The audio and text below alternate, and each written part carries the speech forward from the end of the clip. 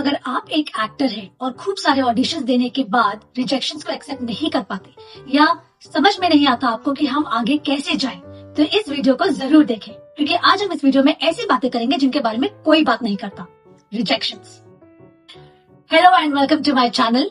मैं हूँ स्वेतलाना, एक एक्टर, कास्टिंग डायरेक्टर और मेरी एक टैलेंट एजेंसी भी है जिसका नाम है यूकास्टा, YOOCASTA।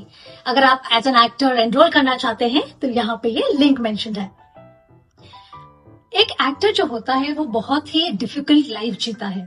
देखने के लिए तो बहुत ग्लैमरस होती है, बहुत फेम होता है, लेकिन जब हम एक्टर्स अपने आप को प्रिपेयर कर रहे होते हैं, आगे बढ़ने की कोशिश कर रहे होते हैं, तब हमारी लाइफ में बहुत सारे ऑब्स्टिकल्स आते हैं, बहुत सारी अड़चने आती हैं।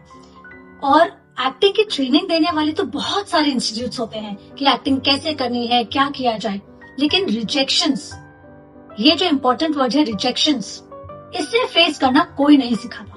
एंड बहुत सारे एक्टर्स जो होते हैं निराश होकर, हताश होकर, दे गो इन डिप्रेशन बिकॉज एक ऑडिशन दे दिया, 2 ऑडिशन दे दिया, 1000 ऑडिशन दे दिए, फिर भी कई बार सिलेक्शन नहीं होता। मैं आपके साथ अपना एक एक्सपीरियंस शेयर करना चाहती हूँ। जब मैं बॉम्बे में थी और एक ऑडिशन के लिए गई थी, मेरा जो वीडियो था कास्टिंग डायरेक्टर्स को, जो मेकर्स थे, उन लोगों को बहुत पसंद आया था and they loved it so much that उन्होंने उस वीडियो को एज अ रेफरेंस बाकी सारे एक्टर्स को भेजा था, सर्कुलेट किया था ग्रुप में, एंड वो वीडियो मेरे पास भी आया था। एंड आई वाज सरप्राइज कि वाओ, मेरा वीडियो तो इतना अच्छा लगा इन लोगों को कि उन्होंने रेफरेंस के तौर पर सारे एक्टर्स को भेजा है and they were still looking for a right fit. But unfortunately मेरा सिलेक्शन नहीं हुआ। एक एक्सपीरियंस मैं आपको और बताऊंगी। जब मैंने एक ऑडिशन दिया था, ऑडिशन रूम में जितने भी को एक्टर्स थे या कास्टिंग डायरेक्टर थे, उनको मेरा वीडियो बहुत पसंद आया था and they actually clapped for me. But you know what, उसमें भी मुझे रिजेक्शन मिला।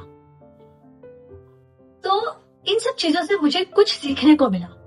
तो आइए बात करते हैं कि वो क्या चीजें हैं जो हमें करनी चाहिए एक ऑडिशन देने के बाद ताकि हम डिप्रेशन में ना जाएं। सबसे पहला, जब आप ऑडिशन दे देते हैं उसके बारे में भूल जाइए। Completely forget what you have done. हम सोचते हैं कि यार मैंने ऐसे करना चाहिए था, मुझे ये करना चाहिए था, वो करना चाहिए था। और कभी कभी ऐसा भी होता है कि ऑडिशन देने के बाद हमें लगता है कि wow, it was the best audition of my life and selection तो पक्का है। बट ट्रस्ट मी, ऐसा जरूरी नहीं है बिकॉज सबकी चॉइसेस अलग अलग है। जो हमारे लिए बहुत अच्छा होगा, हो सकता है कि मेकर्स जो है उस शो के या सीरियल के, उन लोगों को वो पसंद ना आए। सो सबकी चॉइस जो होती है वो सब्जेक्टिव होती है। तो नंबर 1 पॉइंट इज, ऑडिशन देने के बाद उसके बारे में भूल जाए and move on to the next audition कि आपको आगे क्या करना है, कोई दूसरा रोल है, उसके बारे में बात करें। सेकेंड इंपॉर्टेंट चीज, उस ऑडिशन के बारे में फॉलो अप करना छोड़ दे। Don't call your casting director, hey I give you the audition, how was it, क्या सिलेक्शन, क्या हुआ, ये वो। ट्रस्ट मी, कुछ नहीं होने वाला। जब आपका सिलेक्शन होना होगा, आपको वो गुड न्यूज मिल जाएगी। So stop following up with the casting directors because they are also going ahead, they are talking about other roles as well. वो आगे बढ़ चुके हैं उस ऑडिशन के बाद। तो अगर आप फॉलो अप भी करेंगे तो कई बार उन लोगों को वो पसंद नहीं भी आता है, प्लस टाइम नहीं होता लोगों के पास रिप्लाई करने का। तो second important point is, just move on and do not follow up for your audition results. Third चीज जो मेरे लिए बहुत इंपॉर्टेंट है वो ये है कि जब आपका रिजेक्शन होता है तो आप इसको पर्सनली ना लें। ये रिजेक्शन आपके लिए नहीं है, आपकी उस चॉइस के लिए है जो आपने उस कैरेक्टर को दिया था। हर एक कैरेक्टर जो होता है वो अलग तरीके से पर्टिकुलर स्टोरी या कैरेक्टर को निभाता है। तो जो सिलेक्शन हुआ है वो आपकी उस चॉइस का नहीं हुआ है, शायद किसी और एक्टर की चॉइस का हुआ है। So never take it personally because this is not a rejection for you but just the way you portrait the character. And in fact ये जो रिजेक्शन होता है, it's not that you are not good or somebody else is bad, and this selection is not about telling that you are good or bad.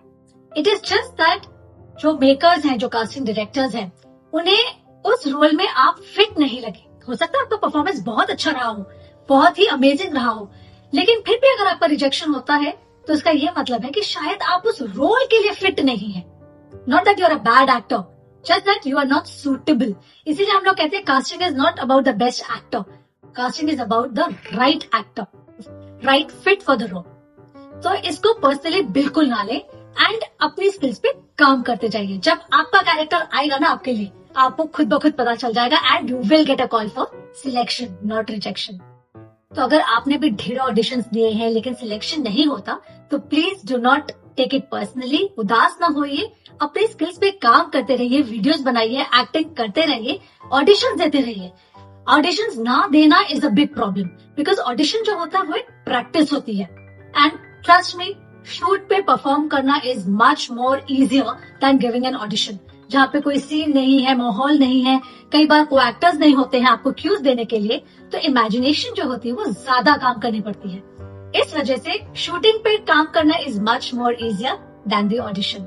तो just keep working on your skills, keep making videos, keep posting, and yes, do not worry about rejection, because rejection is not your enemy, it's your friend. अगर आपको मेरे ये videos अच्छे लगे, मेरी advice आपके काम आई, तो लाइक, कमेंट एंड सब्सक्राइब करना ना भूलें। और अगले वीडियो में कुछ ना कुछ नया लेकर आऊंगी। Thank you so much for watching and keep auditioning.